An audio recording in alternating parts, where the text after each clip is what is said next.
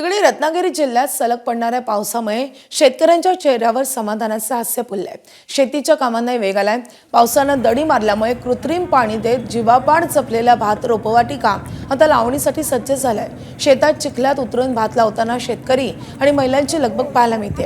हिरवीगार रोपं, पावसाच्या सरी आणि मेहनतीनं ओथंबलेली कोकणची भातशेती पुन्हा जिवंत झाली आहे। तर दुसरीकडे काही भागात लावणीसाठी अजून 15 ते 20 दिवस प्रतीक्षा करावी लागणार असली तरी मान्सूनच्या पुनरागमनानं कोकणच्या बळीराजाच्या आशा पुन्हा एकदा पल्लवित झाल्या। यावेळी उशिरानं पाऊस आल्यानं अनेक भागात अजूनही भात शेतीची रोपं तयार झालेली नाहीत।